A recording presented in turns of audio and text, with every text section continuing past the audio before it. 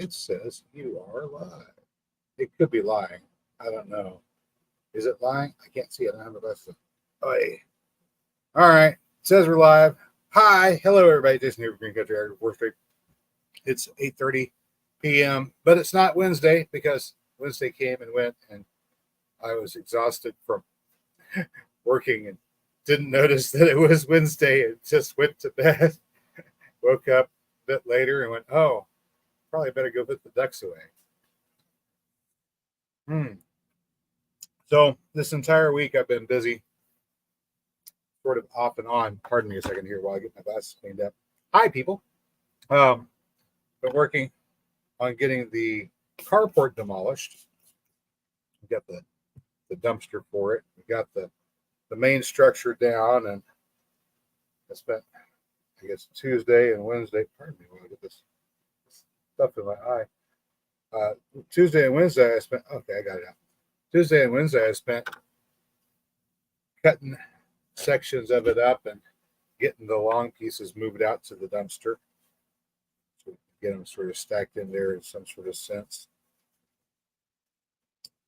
I had thought that it was all going to be done in one day.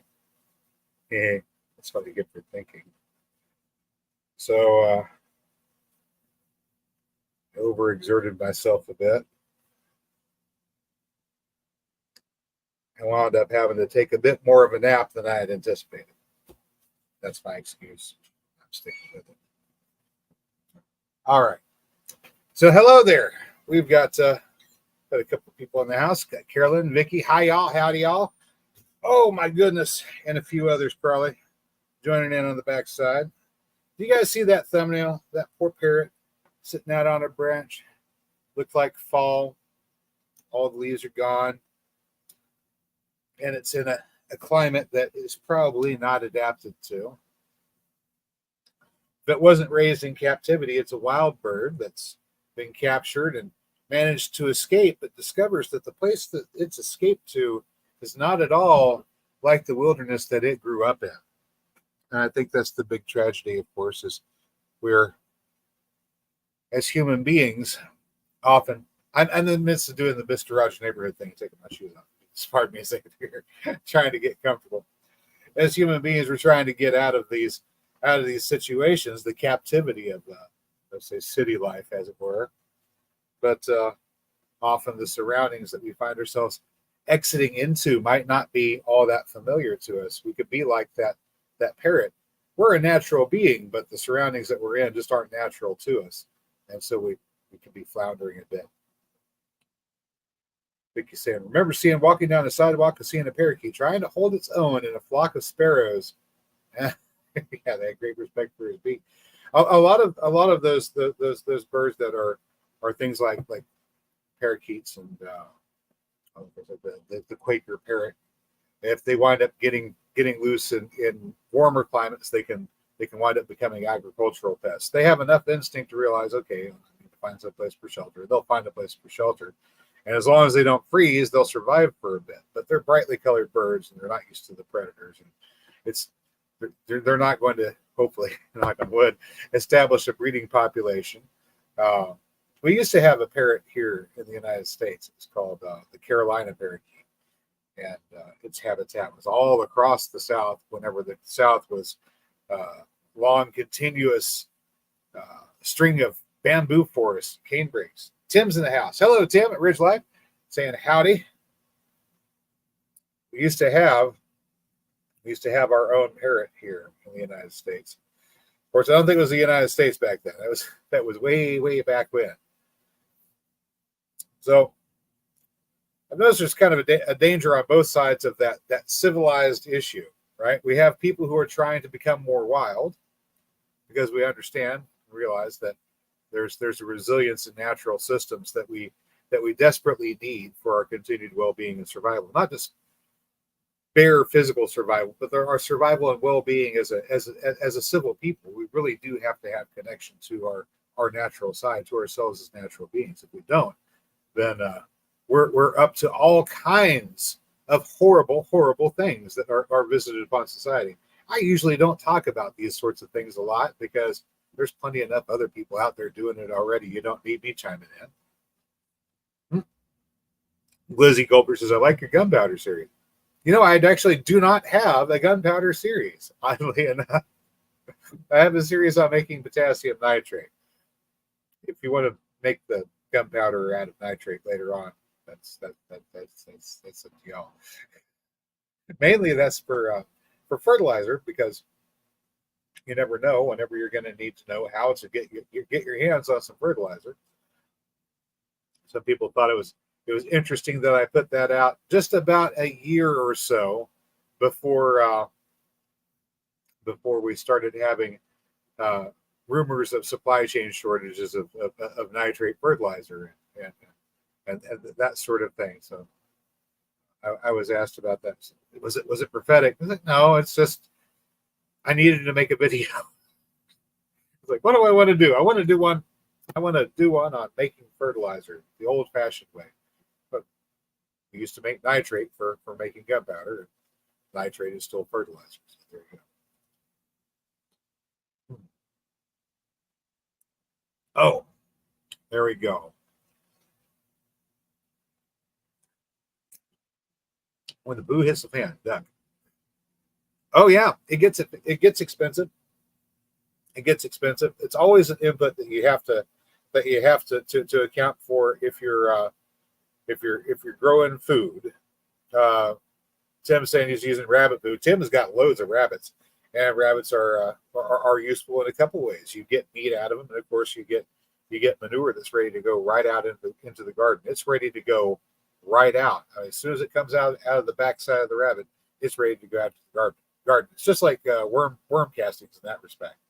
A lot of manures do take a time to break down. For example, the duck manure that we use, I was using it earlier today to fertilize our corn because it's about calf high. Can't see my calf. It's about calf high.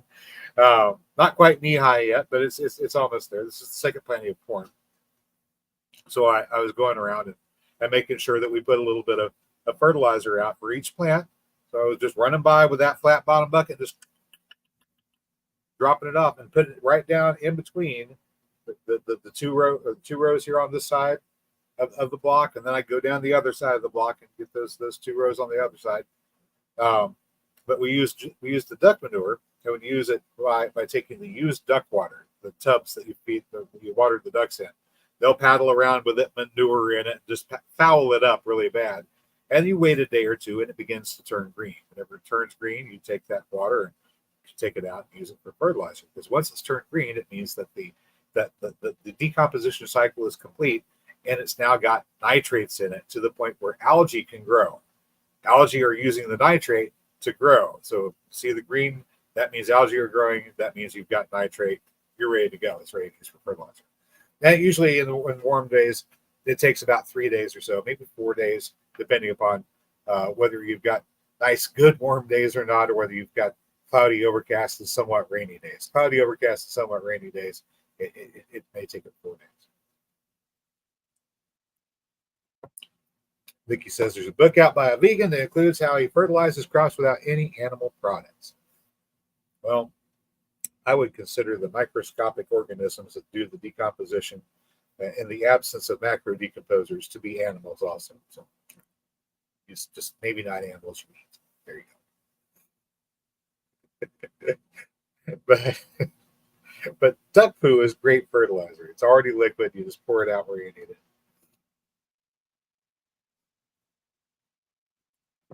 So anyway, the cats are out on the porch at the moment. I was mainly thinking about poor Bilbo, the feral cat, he and Betty, the cats. Their mother dropped them off here by the house, underneath the house. They're under the house, and they finally began to come out and venture forth to see if the people here were trustworthy. We were, so we took care of them. Betty was so tiny because she had waited so long to come out. She was a little skittish, but she did finally come out from underneath the house, and we got her fed up and took care of her medical needs, and Of course, she's probably the most affectionate thing there is. Mary thinks that she's the spawn of the devil. She doesn't trust dogs. I'm sorry, I'm getting that light right in my eyes. We might need to pitch it up just a touch. Pardon me a second here. I don't know if I'm going to make it better or worse. Oh, probably not much change there. Oh, hoo-hoo.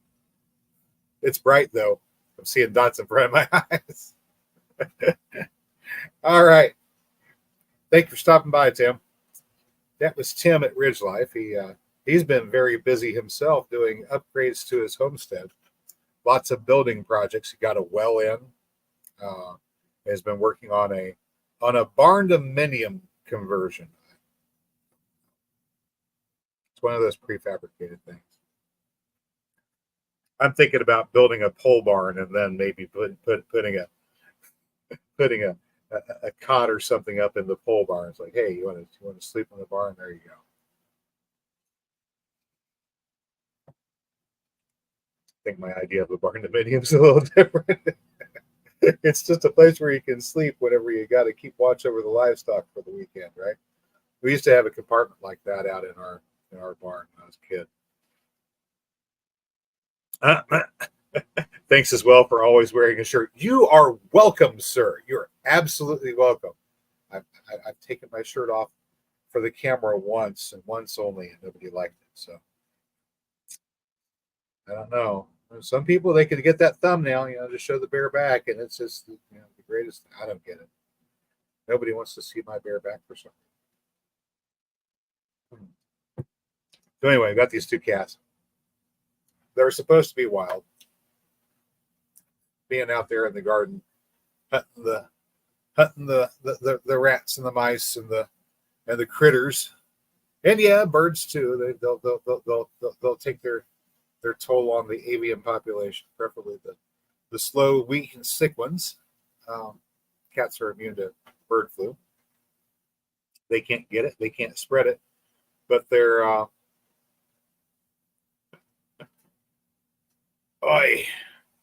yeah. I used to have a piece of plastic up that to make it diffuse a bit. There, okay, that's better. Now it's not directly in my eyes. Where was that? All right, so these cats are feral, right? We keep feral cats around outside. We try to anyway, because they'll take care of the rodent population for us, and we don't have to worry about snakes moving in. You're going to have lots of things that you feed birds with. You're going to wind up with rodents, and having rodents means you're going to have snakes, unless you have cats. Cats will take care of the rodents. Cats will take care of the snakes. Cats will take care of excess birds too, for that matter, right? But because we have a neighbor that likes to sick his dogs on the wild cats in the neighborhood, we'd already gone to the expense of spaying and neutering these two. We brought them indoors. Now they've begun this long, slow process of becoming domesticated. Yeah, not necessarily fun for anybody. They're, like I said, they're supposed to be wild cats. They're not accustomed to going to the bathroom in a particular place, for example, right? The rules don't necessarily make a whole lot of sense to them. They would much rather be out there in the dirt with the weeds, with the plants, with the critters that they chase, the natural beings that they are. And so we've had to get them used to doing things a little bit differently. I was looking at Bilbo and checking his underside here, and I noticed he's starting to get a bit of a paunch, which indicates that he's been eating really well and not getting a whole lot of exercise. So he's becoming one of those fat cats, one of the ones that craves attention, right? And the food that comes out of the can or the bag, and doesn't really quite remember what his freedom really is. Poor thing. Of course, I wonder, is that a problem that happens to us? Do do we wind up locked into these little cells where we could be outdoors, we could be out there in nature, we could be out there being natural beings, but we're sitting here and we're craving the attention and the food that comes out of the bag or out of the can. Are we losing our wildness? Are we losing that natural spark that keeps us going, living as we do in these constructions of concrete, steel, glass, and asphalt?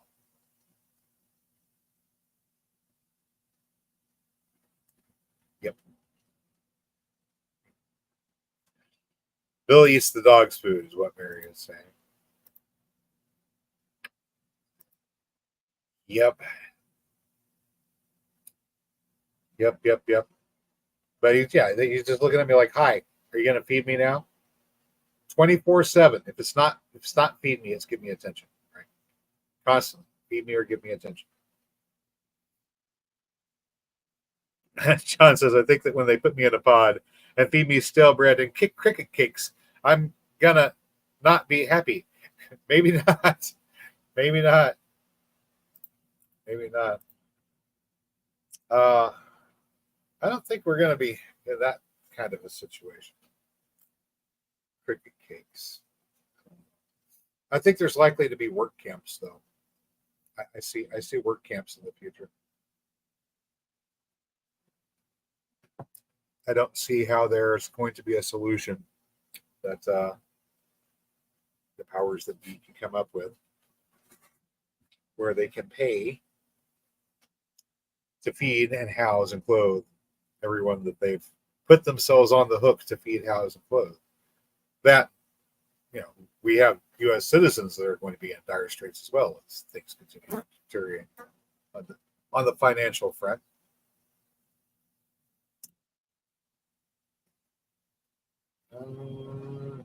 Mary says Bill's bored. Could be. Oh my goodness! I'm being attacked by flies. They got in somehow. Now they're all over the place. We've moved the litter box out onto the porch, but it doesn't necessarily prevent the flies from finding their way into the house. John's saying, maybe I should pay off my student loans already. Oh. Yeah, I wonder. Are they going to come after you for your student loans? Who knows? Who knows? Thought also occurs to me there's a lot of people that have reached the United States that are from other places. What they're used to, their natural conditions, what they're acclimated to, like that parrot on the branch there in the winter or in the fall. What they know to do to survive is not necessarily what's going to allow them to function properly here. And I suppose there may be a domestication process for them as well. I have no idea how that's going to look. All I know is it's probably a good idea to have your ducks in a row and have your crops in the ground and know how to grow your food and how to manage, just in case you need to get by without money for a year or two, just in case. No, these are just regular old houseflies, I'm afraid, Vicky. Ordinary, boring houseflies. Yeah. We don't see too many horseflies, thank goodness. I saw one last year. It bit me on the back of the neck. It was not fun. And I happened to be walking right by a wasp nest at the time. And I turned to look at the wasp. I was like, was that one of you? No, it wasn't. They're like, no, it wasn't us. We're innocent. Then I saw that horsefly taken off over to the side. It was you. You're the culprit.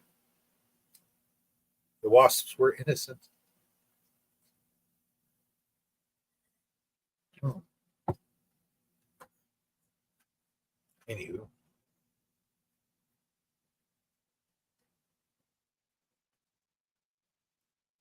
Oh, really? I was just musing about that sort of thing. We've uh,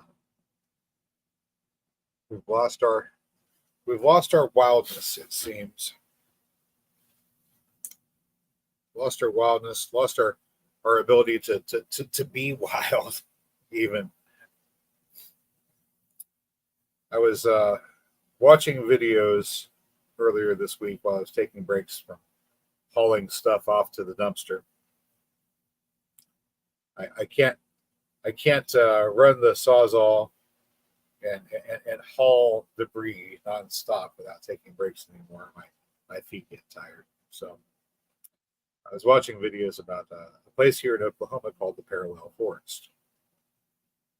Parallel Forest is out to the west of us by the Wichita Mountains, and it is a place where back in the 1930s, somebody from the Corps of Engineers, I suppose, state-sponsored operation, went out and planted a forest full of eastern red cedar trees with the idea of stopping erosion.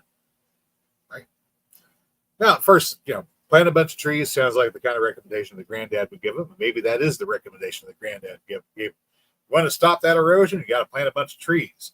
He probably had some recommendations about what kind of trees that you should plant. I've been thinking about this off and on as I've been going around taking care of my chores and stuff, pulling weeds. Occasionally, I come across elm trees and I pull those up because I don't want any elm trees. I'll come across redbud trees. Some of those I'll leave in, and some of them will pull up because although I can sell a few redbud trees, I get a lot more redbud trees that get started than I've been able to sell so far. So a certain number of redbuds wind up becoming weeds, despite the fact that I grow them out for about 2 or 3 years, and they're $35 a pop. They're $35 a pop if I can sell them. If I don't sell them, they're not worth anything. And then we have eastern hackberry that pop up quite frequently. And if they're inconveniently placed, I'll go ahead and pull them up. But I've been trying to let a couple of the hackberries get established, not because I plan on leaving them and letting them grow there in that spot, but because I think I'm going to try to sell a few.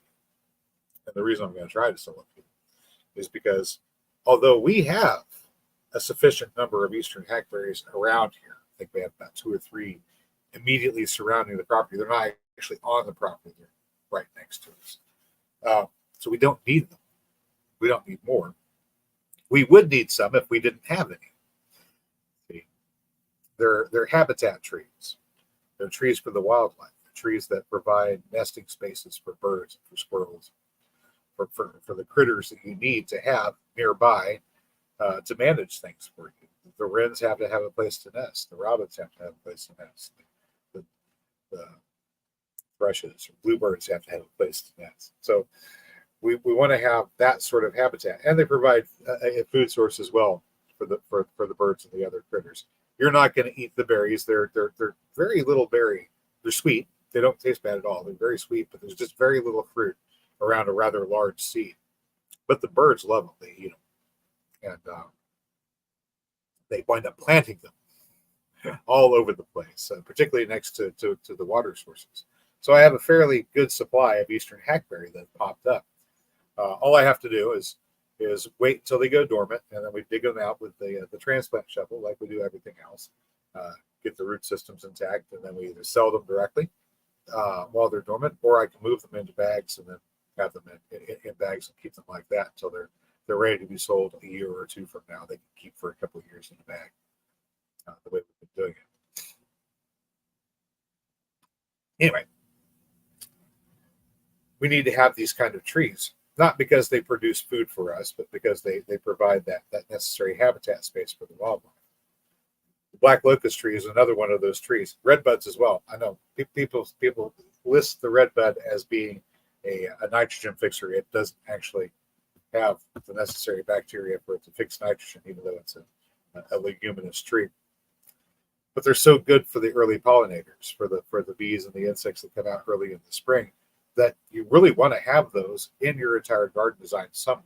Some sort of early pollinator tree to feed those bees.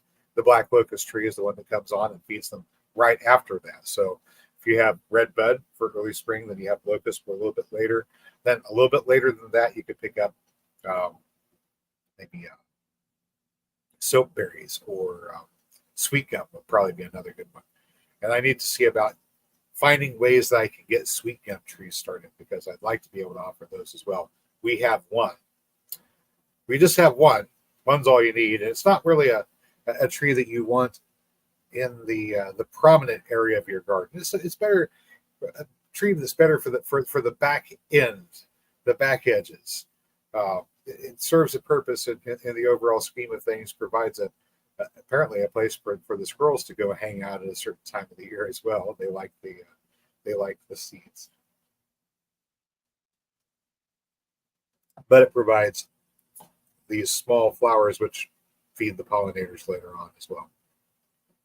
At every stage, we want to have food in the trees for the pollinators, for the bees, because as long as you've got that biome taken care of, you're going to be visited by all of the pollinators. And then the stuff that you have on the ground has the opportunity for the pollinators to come visit it, because there's a reason for them to be there already. And there's Billy at the Wickershire Project saying, Jay, chat, Billy, hey, how's it going? I haven't been doing a lot of gardening lately. I've been working on demolishing a carport. I did get some footage of some of the demolition process. I don't know if I'm going to post it. I would just want to get it done. I want to get it done. Mary's planning on being home by, I think, Saturday. Hopefully we'll have it already packed up. That means I have to jump on it and get it knocked out tomorrow. I'm not really looking forward to that. Probably ought to go to bed earlier tonight to be rested up. Billy says, I garden and bugs eat it all. Yeah, it seems that way. Seems like the best way you can go about doing it is try to figure out how to tweak your local environment to produce a balanced ecosystem locally that will, out of its excess, provide for you as well. A lot of the annual stuff, food for bugs. Most of the annuals are food for bugs. Question. John is asking, when pigs root, are they also going for bugs? What percentage of bugs do pigs root for versus actual roots? I do not know. There. See, that is the beginning of wisdom. I actually do not know. I don't know. I hadn't really even thought about it. So that's something to look into, isn't it? I'll poke around and see what I can find out. Who knows? There might actually be an answer to that question. Vicky saying, in my opinion, human benefit is not the be-all and end-all of nature. Humans are blessed to participate in nature, but we're stewards, not rulers. Yeah, the average I'm thinking of is probably about 1 in 3, maybe 1 in 2 at the most dense of the plant species that you plant should be for human purposes. Although some of these trees, like maple trees and the hackberries and stuff like that, they're going to drop limbs. So they're going to provide you with biomass and fuel and stuff like that. So there is a human use that you get out of having them around. But mainly the hackberry self-prunes, and it'll drop a limb off, and that the crotch where the limb was attached to the trunk creates a cavity. And that cavity is a nesting area for the birds. Right? So you let these trees grow up and they get fairly big, and then they start dropping limbs. And whenever they do, they create habitation and living spaces. The maples do it too. Whenever they drop limbs, they create cavities for the cavity nesters. That's what they nest in. I put bird boxes out for them all over the place. I don't get wrens to come nest in the bird boxes. They want to nest in the trees. They have to do it in trees. I don't know why they have to do it in trees, but they have to do it in the trees. Um,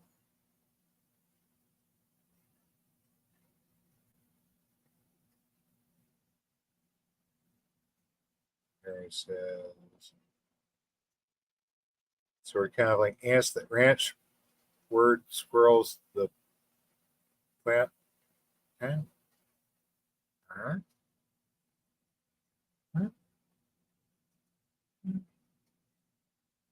Okay. Billy's saying pigs will eat roots, bulbs, shrooms, grubs, worms, small rodents. Oh, yeah. Yeah. Small rodents, snakes, just about anything. If you're under 1 foot of soil, you're in trouble.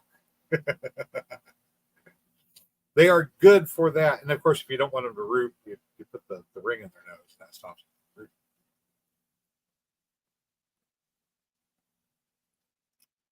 John's saying there's birds' nests all over the place in grapevines. Get off my nose, bud.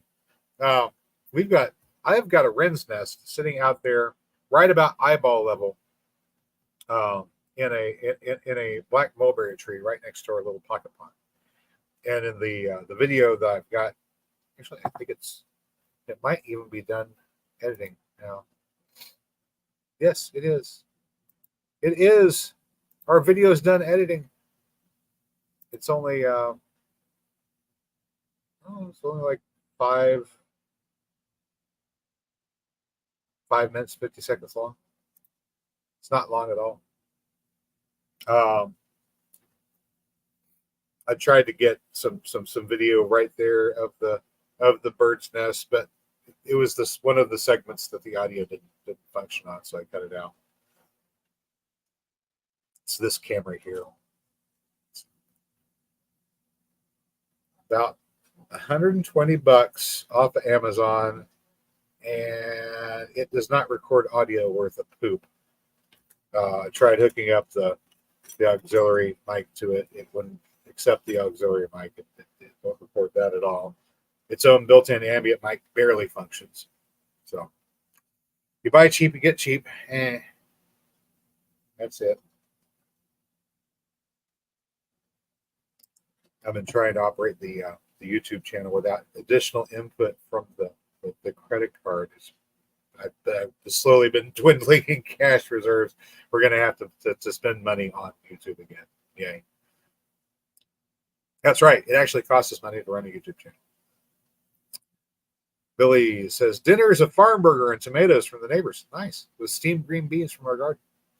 The video I've got that I just finished editing. Sorry, I'm not entirely over the sinus infection. Sorry for dripping a little bit. The video that we just shot features heavily the tomatoes, sweet 100s, cherry tomatoes that we've got, and of course the infestation of blister beetles is on those cherry tomatoes. And we have a little discussion about what the blister beetles are doing, why they want to be on your tomatoes, what they're doing for you, because yes, they are actually doing a function for you. And all that fun stuff is coming up. Why blister beetles are good. I'll have it posted here pretty soon. Yeah, Stefan did one on Japanese beetles. Yep. I watched it. The idea that he had about, or well, not idea, just observation they had made from having done it with the pheromone traps for Japanese beetles, made me think, if you've got a fairly large chicken yard, right? Instead of putting your pheromone trap out there with your crops and your trees, you put the pheromone trap maybe in around a mulberry tree right there in the middle of your chicken yard, right? Because you keep mulberry trees and you trim them back as bushes, they produce lots of berries, and if you don't eat them, they drop off and the chickens eat them. You feed your chickens mulberries. It saves you on food costs. Chickens eat mulberries. But do that with ducks too. Or other critters also will eat the berries. but you put the trap there in the chicken yard, and then the pheromones are going to attract all the Japanese beetles everywhere, and they wind up gathering there where you can just knock them off. The chickens eat them. There you go. Problem solved. You got all the beetles that you just fed them to your chickens. But the thing he said about you putting the traps in the middle of your orchard or in the middle of your garden, yeah, you're gonna attract beetles from everywhere, and you might wind up with more beetles than you would have had otherwise because the trap's only going to catch. Or he said maybe 70%. I think probably 50. Really, in all honesty, maybe half of them that come in. And so if you come out there after a night, you look in the trap, and the trap's got 30 or 40 Japanese beetles in it. That means there's another 30 or 40 that are out in your garden now, munching away on stuff. Did you have 30 or 40 Japanese beetles in your garden before you set the trap up? If you didn't do yourself any favors by adding the trap. You just attracted a whole bunch of extra beetles. All right. But there are ways to deal with it also. The way we deal with some of these pests that we get, June bugs, of course, right? Slugs, snails, stuff like that.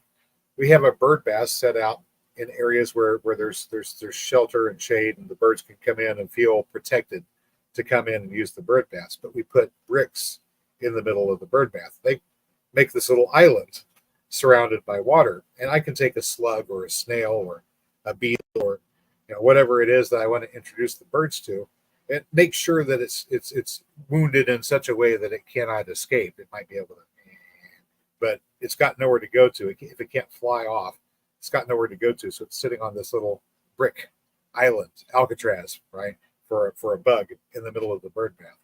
And I'll leave that out there, and I'll put a couple of those out there. And inevitably, the insects disappear. And I make sure that they couldn't just escape from Alcatraz by themselves. They would have to be assisted in their escape. So eventually they'll disappear. That means I know that the birds have come. They've gotten curious about this thing crawling around in the middle of the bird bath, and they decided to eat it.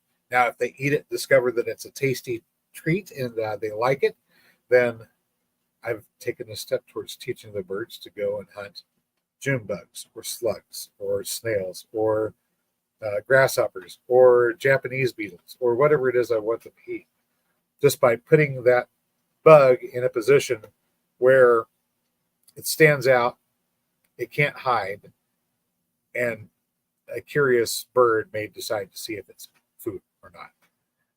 And then we let nature take its course. It seems to work fairly well. Don't have any problems with Japanese beetles. We see them every now and then, right? I think maybe one or two show up.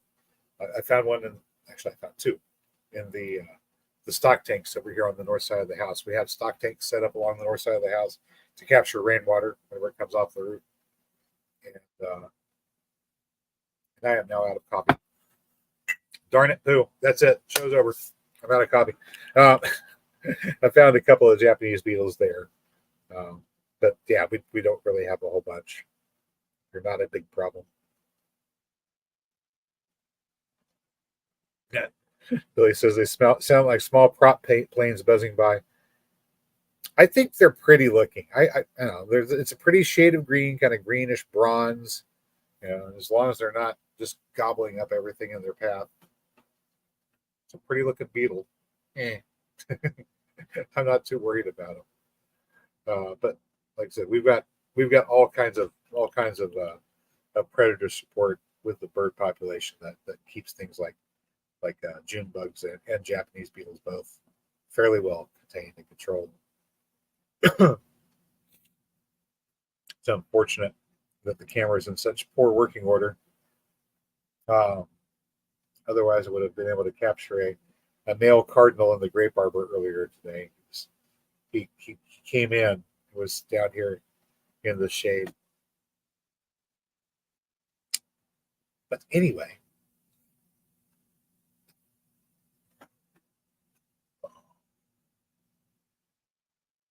it's quiet and dark out there. I need to go out, put the ducks away. I need to go put up the ducks, and I need to turn off the sprinkler. I've had a sprinkler running the entire time that we've been that we've been talking here, so I need to go do that. It's the sprinkler that I've got keeping the mulberry cuttings moist. They're starting to come along. I've got little tiny shoots starting to pop up there, so we'll probably get a good, I don't know, 15 or 20 mulberry trees out of it. Oh my goodness! Pardon me, guys. Oh, oh, almost got all that crud out. Seems to be trying to work its way back into my throat. Vicky is saying, read a recommendation for paint. Yeah, James Prigioni did that, trying to keep the birds from eating his strawberries.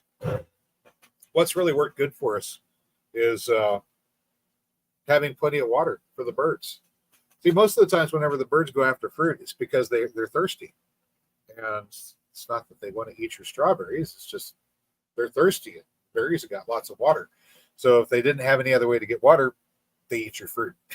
And people complain about the birds eating their fruit and the trouble that you have to go to protect your fruit from the birds. Really, it's just provide the thing that the bird needed and wanted more than the fruit, and they leave your fruit alone. They'll eat the bugs and leave your fruit. It's the greatest thing. Have bird baths. Yes, have ample supply of water, surface water, and bird baths are great, but you have to manually fill them up, and they get dried out pretty quick too. So there's that. We have two. I have them positioned in such a way that whenever we run the sprinklers will refill the bird bath, as long as as long as I run the sprinklers a little bit every day. It'll top the bird baths off and give us the water we need for some of the things that need more water, like canna lilies that we've got growing. The entire area underneath the pecan tree, right there at the drip line, we have canna planted. Actually, they're a little bit further in. Next year, when I replant them, I'm going to put them a little bit further out, so they'll be right there under the drip line. The idea is the canna grows up, and the limbs of the pecan tree droop down, and they create a zone that's trapped with shade that we can run the sprinklers in. And you have shade and evaporative cooling in this area, which just happens to be, in our particular case, right over the grape arbor. So by setting this up, we create a little microclimate so that in the middle of summer, you can go out to the grape arbor after running the sprinkler for just a little bit, and it's nice and cool out there, which is kind of nice. But having the bird baths right next to the sprinklers is useful, because that way you run the sprinkler, it tops off the bird baths, and you don't have to do it as a separate chore. Occasionally, you have to go out there and flush the leaves and the debris and the gunk out of there and clean it up a little bit, but that's about it. And then the birds come in; they've got a place where they can get water. Yeah. Vicky saying they have a stream about 40 feet from the garden, has many spots for birds to drink and bathe. Yeah, you need to have them positioned conveniently for the birds. Yeah. There may be some consideration for aesthetics of like, okay, well, it would look nice to have a fountain here. It would look nice to have a pond here. And yeah, maybe it does. But it also needs to be convenient for the animals too, because if it's not convenient for them, they're not going to use it. If they don't use it, then you don't get the benefit. Have both bird baths and some kind of surface water too. Don't forget the critters on the ground. Your frogs have to have some place to go breed. Preferably frogs, not mosquitoes. Put mosquito fish in your ponds. You don't have to worry about mosquitoes. I need to do something about our little kiddie pool ponds that we're breeding duckweed in. We've got lots of duckweed. It's growing well. But since I don't have any mosquito fish in those ponds, the mosquitoes are breeding it. They've been coming out quite a bit. So I need to go acquire some dunks or trap some of those mosquito fish and move them around. That's another chore that we need to do sometime soon. Or Mary will pitch a fit because she can't go out into the garden without getting eaten alive. Oh, yeah.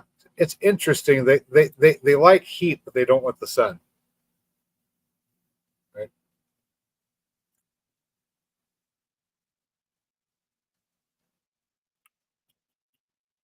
They like the heat, but they don't like the sun. I like cherry tomatoes. They seem to handle the change in temperature better. They'll stall a little bit and then they'll take off. But your regular tomatoes, whenever the summer heat gets, then they have to either get relocated. If they can't, then you have to work out other arrangements. Hmm. Maybe carefully arranging your planting so that something has reached a height to provide shade to your tomatoes by the time the height of summer arrives. Jerusalem artichokes, maybe? I'm beginning to wonder if maybe I shouldn't try cherry tomatoes and Jerusalem artichokes. Maybe I should maybe I should put those two together and see what happens. Get a few cherry tomato plants started, put them down there around the Jerusalem artichokes. Throw a couple bean plants down there. Um, Billy's saying they set up 30% shade cloth. That wasn't enough. Hmm.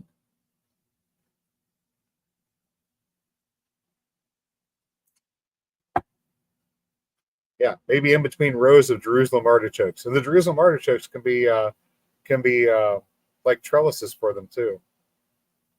Yeah, that's a thought. So the plants will provide the shade for them. The cherry tomatoes definitely, because they don't seem to care so much. Need more stuff that doesn't care whenever the heat gets here. But that's it. Yeah, plans for next year: adding beans definitely to the Jerusalem artichokes, but but I think cherry tomatoes too will be good. Yeah. Vicky says start 6 varieties of small fruited tomatoes last month. They'll be planted tomorrow. Nice. I like the smaller fruited ones. I mean, the big ones are great for slicing if you're going to put on sandwiches. But if you're not baking bread, then you're not going to have sandwiches. So your fruits being sandwich slicing size doesn't make that much sense, right? Um, how many people out there are growing wheat and grinding wheat, making flour, making bread? Not many people. So do you need sandwich slicer tomatoes? No, not really. No. But the larger size tomato has problems if it gets disease or if it gets problems with sunstrike or uh, insect problems. You know, if you damage that fruit, you lost the fruit. You might be able to cut out the bad parts maybe if you catch it early on enough. But typically, something happens to your fruit, you lost the whole fruit. Whereas a cherry tomato, you, something happens to one fruit, it's just this one little fruit. It's not half a pound fruit. It's an ounce. A lot easier for 2 or 3 ounces of fruit to be lost. You go, okay, well, I lost a couple ounces. Not, I lost a half pound. I lost a whole tomato. Yay! Billy has managed to transform some potatoes into a lot of potatoes. Woohoo! He can do that in Tennessee. You have long enough cool season. Usually consistently long enough cool season. Just make sure you've got someplace good to keep them stored. Keep them from turning green on you. My sizes are all stuffed up again. I have to get off of here. Go blow my nose.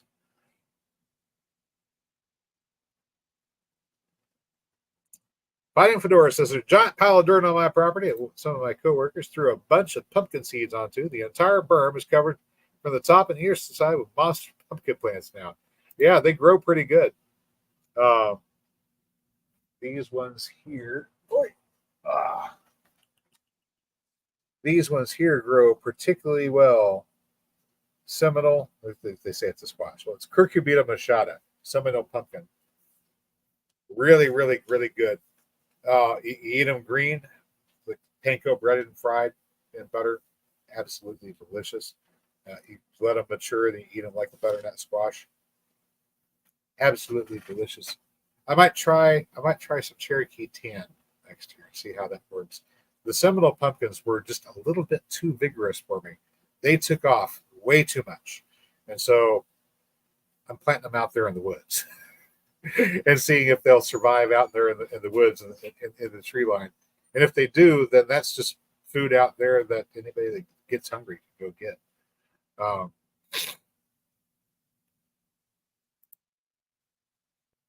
Like I said, bad mistake. Spring was trying to start season months too early. Yeah. Spring tried to get here a bit early this year.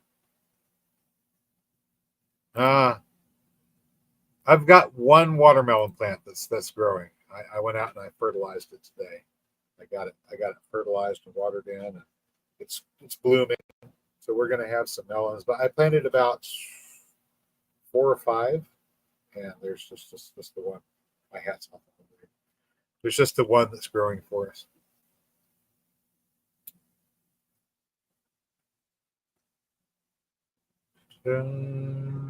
Mary says we need pictures of those pumpkins. I don't know if they're growing or not. I have to go take a hike out there and see if they're growing. See if there's anything happening out there at all. I threw a whole bunch of old rotten pumpkin and seed right there at the tree line. So we'll see. We'll see if they took off a group. If we have even a couple, then that'll be enough. Even a couple should be enough. Vicky said that yeah, they're a bit smaller than the Seminole, but they're prolific. As long as they don't take over like the Seminole pumpkin did. I mean, prolific is fine, but there are limits. there are limits. These things just did not stop. If it wasn't for the fact that the ducks like to eat pumpkin vines, then they would have overwhelmed the corn patch. They wound up overwhelming and breaking some branches on the jujube trees. Yeah. And the plum tree. Okay.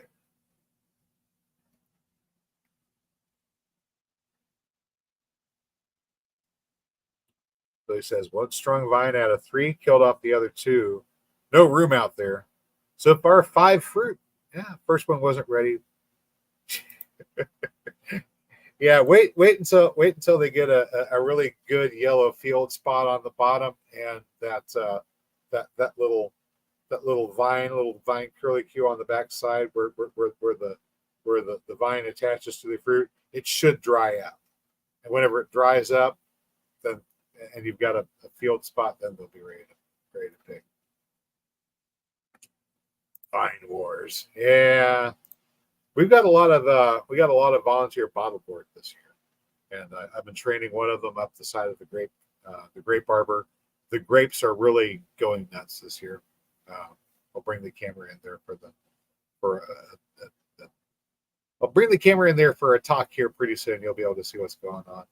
But we've got bottle gourd going up one side of the grape arbor, and the rest of it's all up in grapes. And then I've got bottle gourds out over here near the drip line of the pecan tree. You know how I said that the limbs come down? Well, the limbs come down, and the cannas are coming up. So between the cannas coming up from the ground and the pecan trees, limbs coming down, they're sort of making a closed off area. So there's a shade dome, right? And the bottle gourds are reaching up, and they're using the cannas to climb up to the pecan trees branches. So that's going to be interesting. We might try that with some more cherry tomatoes or something like that next year. That could be fun. Oh my goodness! I need to get some more vitamin C in me. Almost a full week of this sinus crud. It was not fun.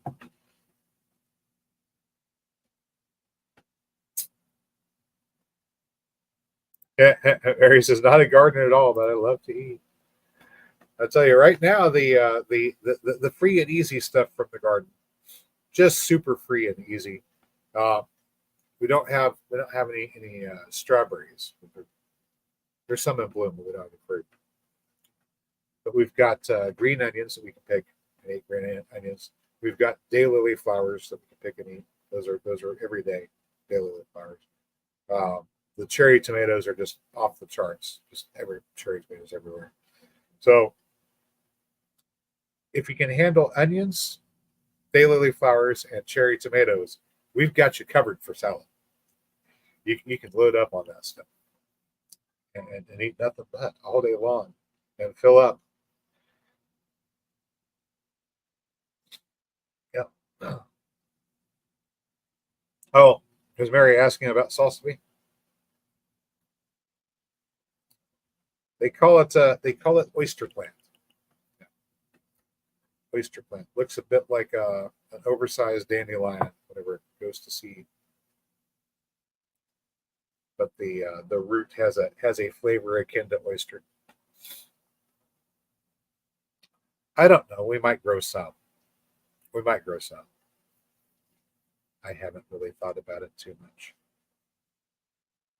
Flowers are, I believe, yellow Asteraceae flowers. Well, asters. Not particularly. Okay, pardon me a second here. Okay. Anyway, where was I? Sciences are not completely done yet. Not the prettiest flower out there. The chicories that we've got are pretty nice. I've noticed that they bloom in the morning. So in the morning we've got chicories, and then by afternoon there's cosmos that are open, and those are nice. Yeah, salsify blooming would be like a little yellow flower. I'm not sure what time of year they bloom. I'm curious now. When does salsify bloom?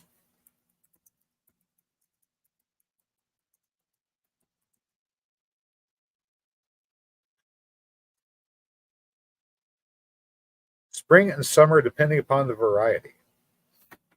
Okay.